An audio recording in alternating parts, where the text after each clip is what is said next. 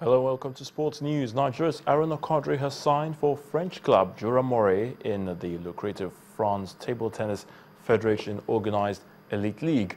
Quadri, who started his professional career in Portugal back in 2010 and thrice named the best player in the Portuguese league, will play for his new team next season. Being one of the best leagues in the world, the French league has some of the world's best players like world number 10 and Portugal's Marcus Freitas plying their trade in the league.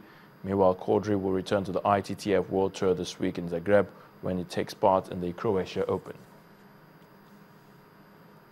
The 16 schools participating at this year's Channels National Kids Cup are expected to be in camp tomorrow at the Teslim Balogun Stadium in Lagos. Some of the schools featuring in Season 7 of the competition aimed at developing football at the grassroots include Niger State, Abia, Kwara, Sokoto, Akwa Ibom and Osun State.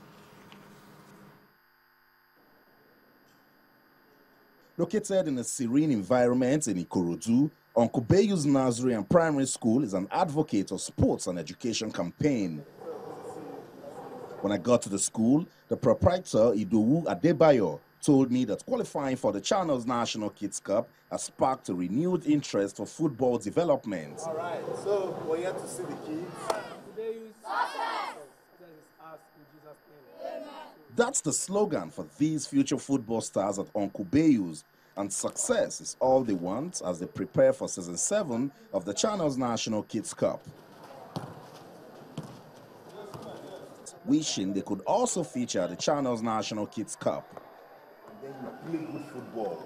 Onobolu Tumishe is the playmaker for Uncle Bayu's. He scored 3 goals at the Lagos preliminaries and believes his school can impress at the national finals. We are letting our team to go higher, and what our coach tells us, we understand well so that we play more. We are ready to go to the camp and to represent Lagos and to come back with victory. Now, during the light training session, Uncle Bayus himself turned up and showed us some veteran skills. I feel very great and I'm proud of my boys.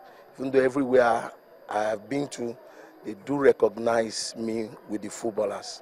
Uncle Bayus defeated last year's finalist, Ebutemeta Primary School, by a single goal to qualify for the nationals. Passionate football pupils of Uncle Bayus Nursery and Primary School already getting set for Season 7 of the Channels National Kids Cup. It's been a fairy tale story for this team right from the Lagos preliminaries, and for the players and coaches of this school, they are hoping that that story will have a perfect ending when the national kicks off in Lagos this month.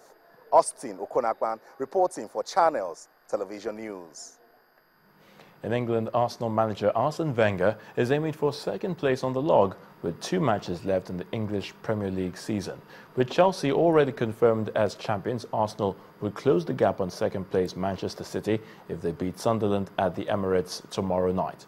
But with just 1 game each remaining after that, at home to West Brom on Sunday, Wenger knows that City will seal second place with a home win against Southampton on Sunday. It depends what you call comfortable. You know, we would like to finish first, but at the moment that is mathematically impossible, so you want to do as well as you can. We have a possibility to take the 6 points, but it will not be enough if Man City wins the last game against Southampton. So that is likely. So how many chances we have, I don't know. But the only chance we have is to win our games. Sunderland, for a few years now, they struggle until 5-6 games before the end, and then I think first Di Canio saved them, after Gus Poyet saved them, and now Dig Advocat saved them. So always they just find the final resources to get out of relegation. Dig Advocat has used his vast experience to give them confidence again and to get them to play. And I think as well, expect them to be well organized defensively and be sound at the back and try to use all the counterattacks they can have or the set pieces they can have to score goals. So we have to put a high rhythm into this game and play with a high level of energy to win the game.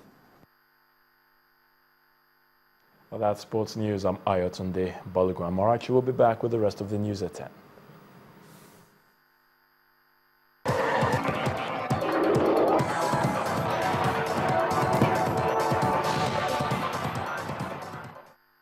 This is the ultimate redefined for men. The French army has seized a huge consignment of drugs and weapons in the desert northeast of Niger.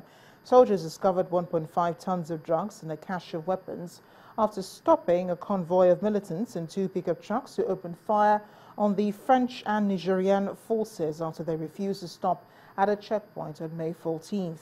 3 other militants were also captured and handed over to the Nigerian forces. Analysts say widespread trafficking in the Sahel region is a major source of funding for militant Islamist groups across the continent. The Iraqi army says it has information Islamic State militants are preparing to defend the city of Ramadi, which they retook over the weekend. Those in the city confirm IS fighters have set up defensive positions and laid landmines on major roads and streets. The loss of Ramadi, the capital of West Anbar province, has dealt a huge blow to the Iraqi government, who are also preparing to launch an offensive to take it back. It is one of only a few towns and cities to have remained under government control in the desert terrain, which borders Saudi Arabia, Syria and Jordan. The city of Ramadi, capital of Anbar, Iraq's largest province, again came under attack by the Islamic State. The city's fall marked a major setback for the forces ranged against Islamic State, a US-led coalition and the Iraqi security forces, which have been propped up by Iranian-backed Shiite militias. Islamic State, which emerged as an offshoot of Al-Qaeda, controls large parts of Iraq and Syria. In the self-proclaimed caliphate, has massacred members of religious minorities and slaughtered Western and Arab hostages. The United States and its allies have been pounding the militants for months with airstrikes in Iraq and Syria. In the last 24 hours, the US-led coalition carried out 7 airstrikes near Ramadi. Iraqi Defense Minister Khalid al-Obeidi yesterday met US Army General Lloyd Austin, the head of the U.S. Central Command, to discuss developments in the western Sunni heartland of Anbar and U.S. supports to Iraqi forces. The meeting was held at the ministry's headquarters inside Baghdad's fortified Green Zone, where Obeidi pressed for an increase in U.S. airstrikes. And the main news again.